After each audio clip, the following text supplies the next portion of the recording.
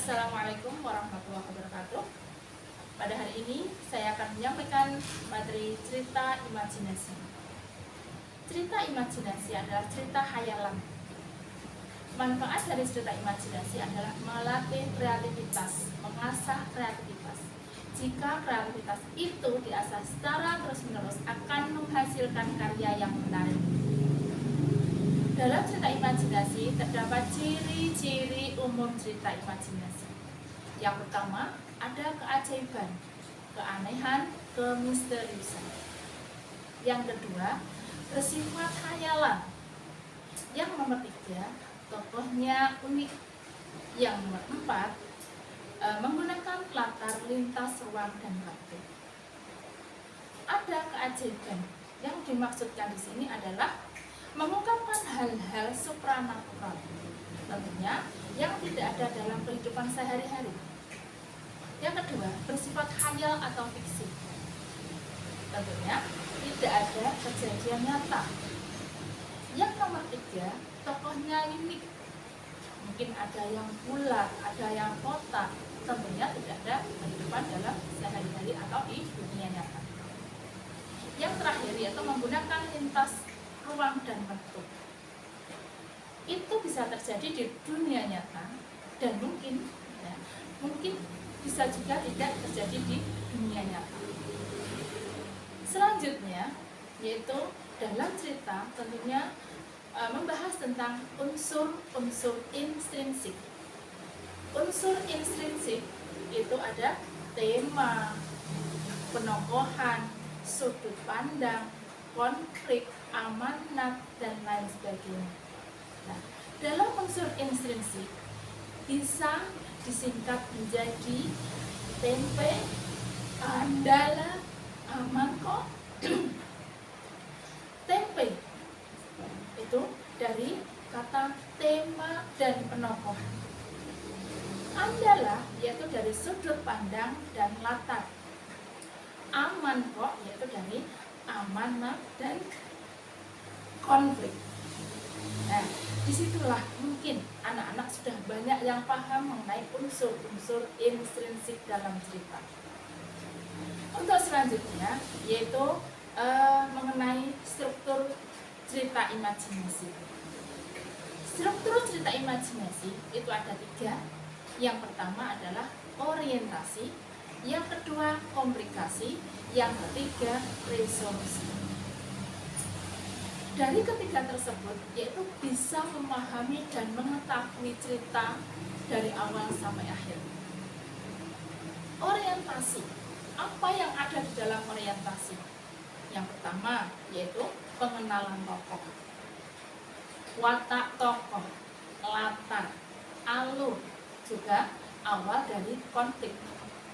Yang kedua yaitu komplikasi, sebab akibat sampai permasalahan itu sampai puncak. Yang terakhir yaitu resolusi, penyelesaian masalah. Jadi resolusi tersebut penyelesaian masalah dari awal sampai akhir hingga ada solusinya. Orientasi, pada bagian ini penulis mengenalkan tokoh, watak tokoh, latar, suasana, waktu, tempat, dan konflik yang terjadi dalam cerita. Bagian ini juga dijadikan penulis untuk mengembangkan deskripsi tokoh, latar, dan konflik. Untuk komplikasi, yaitu penulis menghadirkan konflik atau masalah-masalah yang menjadi inti cerita. Dikembangkan menjadi rangkaian cerita dengan alur yang menarik. Yang terakhir yaitu resolusi atau penyelesaian masalah. Pada bagian akhir dari cerita imajinasi ini berarti tidak ada lagi penambahan konflik baru di tahapan penyelesaian masalah atas konflik-konflik yang ada sebagai penutup cerita. Setelah materi disampaikan, coba untuk memberi pertanyaan kepada peserta didik dengan cara di sini ada pohon ajaib yang berbuah. Peserta didik diajarkan untuk ke depan perwakilan kelompok mengambil salah satu dari buah tersebut. Dari satu buah ini terdapat pertanyaan. Nah, ini contohnya. Ambil buah yang sudah matang, tentunya yang merah. Di sini ada pertanyaan.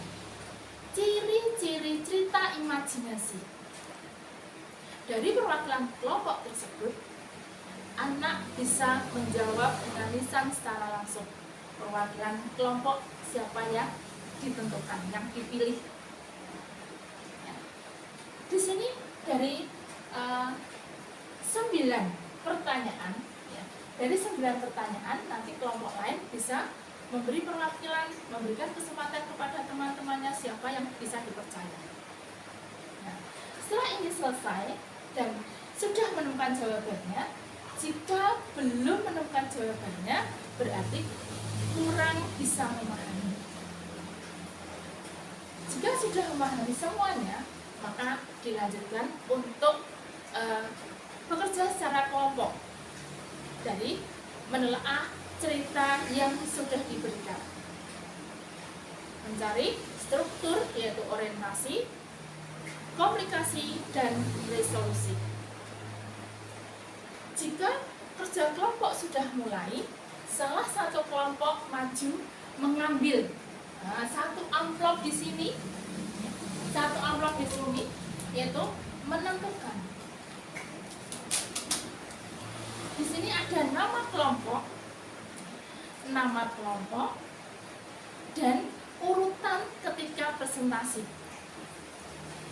Nama kelompok sesuai dengan materi cerita imajinasi, yaitu ada Shiva, ada Doraemon, ada Bobo Boy, dan lain sebagainya. Juga ada nomor urutan nanti presentasi sesuai dengan nomor yang ada di amplop ini. Cukup sekian, bila ada kekurangan mohon maaf. Semoga bisa bermanfaat. Saya cukupi. Assalamualaikum warahmatullahi wabarakatuh.